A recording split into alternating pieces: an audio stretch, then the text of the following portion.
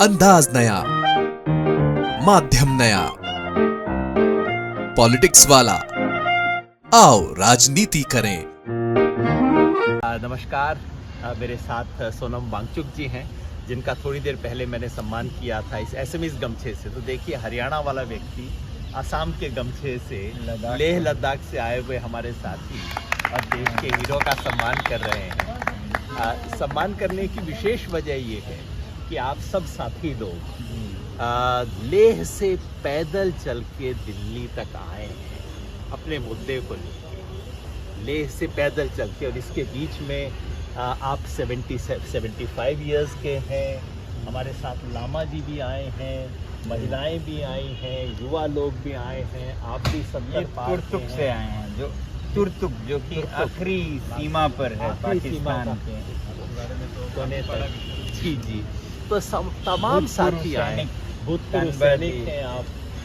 जी, तो बिल्कुल देश के कोने से, बिल्कुल छोर से, चीन पाकिस्तान की सीमा से लगे हुए कोने से ये लोग दिल्ली शहर में आए हैं, देश के दिल पे दस्तक देने आए हैं। और कोई उनकी बात सुन नहीं, बस सरकार इनकी बात सुन नहीं रही। तो हम सिर्फ ये कहने आए थे कि सरकार सुने ना सुने, हम आपकी बात सुन रहे हैं। और आप बताइए देश की जनता को, आप अपना कुछ बताना चाहें, आपका संदेश एक साधारण भारतीय को क्या आप समझाना चाह रहे हैं अपने मुद्दे के बारे में, और वो क्या सीखना चाहिए? बहुत बहुत धन्यवाद। हम पैदल चल के आए तो इसलिए कि लद्दाख का और पूरे हिमालय का संरक्षण हो, इसे हम यूज़ एंड थ्रो की तरह, अन्य वस्तुओं की तरह छोड़ ना दें। ये हमारे पानी का स्रोत है, ये देवों की भूमि है हिमालय, तो इसे बचाए रखें आने वाले पीढ़ियों के लिए भी।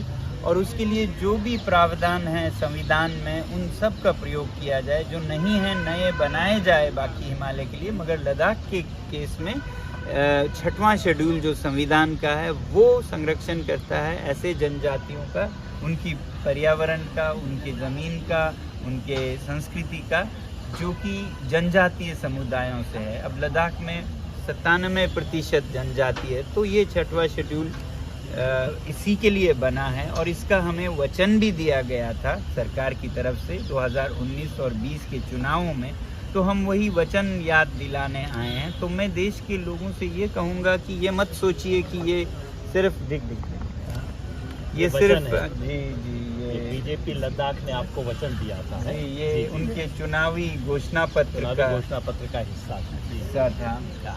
तो ये ना सोचे कि ये लद्दाख के कुछ मांग कर रहे हैं लोग, क्योंकि हिमालय का संरक्षण पूरे देश के लिए ज़रूरी है। क्योंकि हिमालय पर आपको मालूम हो ना हो, दुनिया की 1/4 आबादी निर्भर करती है पानी के लिए। पूरा उत्तर भारत और दक्षिण का चीन और तिब्बत निर्भर करता है। अब अगर हम हिमालय के साथ खिलवाड़ करें तो अपने पानी के साथ खिलवाड़ कर रहे हैं, अपने पैरों में कुल्हाड़ी मार रहे हैं। तो ये लद्दाख का संघर्ष पूरे देश का संघर्ष है। अगर आप चाहते हैं आपके बच्चों के जीवन में पानी रहे उपलब्ध, खेती चले, तो अभी से हिमालय के संरक्षण और ऐसे जो प्रावधान नियम हैं वो ना हो तो और राज्यों में लगाए जाएं, ताकि हिमालय को विशेष रूप से संरक्षित किया जाए। तो पहली बात है पर्यावरण की दृष्टि से। दूसरी बात है लोकतंत्र की दृष्टि से। हमारा भारत लोकतंत्र देश है, मगर लद्दाख में लोकतंत्र नहीं है।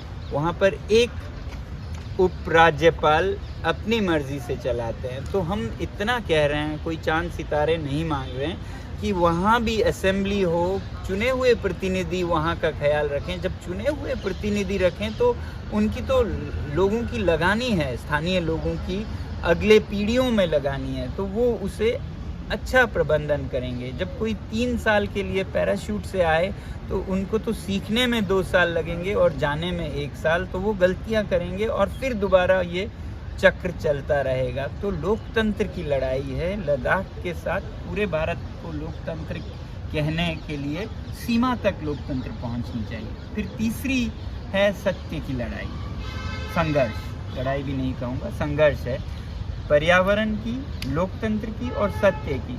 सत्य की इसलिए कि अगर हमारे जो नेता चुनावों में अपने वचन देते हैं घोषणा पत्रों में, उस पर वो कुछ न करें और भूल जाएं चुनाव जीतने के बाद, तो फिर ये सब लोगों में फैलेगा, बच्चों तक में फैलेगा कि आप कुछ भी कह सकते हैं, वादे कर सकते हैं और ना पूरा करें तो ये तो होता ही है। ये तो एक मिसाल बन जाएगा कि आपको कोई वादों पर खरा उतरने की जरूरत, तो देश पूरा चरित्रहीन होगा। आपके कॉरपोरेट्स में, बिजनेसेस में MOUs बनेंगे, उन पर कोई अमल नहीं करेंगे, जब ज़रूरत हो करेंगे, तो पूरा देश जाना जाएगा बेईमानों का देश। तो मैं ऐसा नहीं चाहता हूँ, इसलिए ये सब का कर्तव्य है कि हमारे इस संघर्ष में आप भी आवाज़ उठाएं, मिलाएं और सुनिश्चित करें कि हमारा पर्यावरण संरक्षित रहे, लोकतंत्र हर जगह तक पहुँचे और सत्य प्राण जाए पर वचन न जाए का जो जज्बा है वो कायम रहे। धन्यवाद। बहुत सुंदर। यही सच्चे अर्थ में सत्याग्रह है।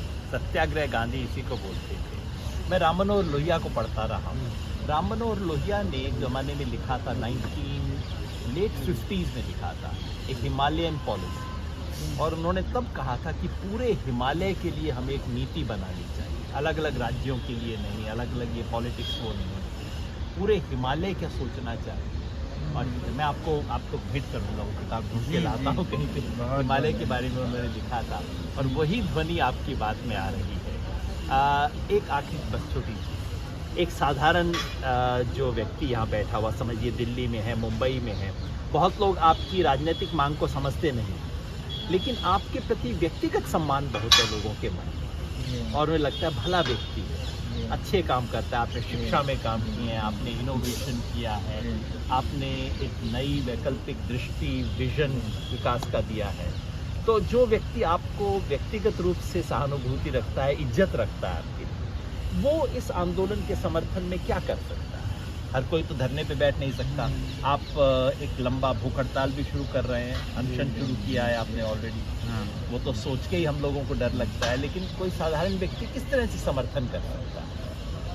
ऐसा कोई खास तरीका तो नहीं है।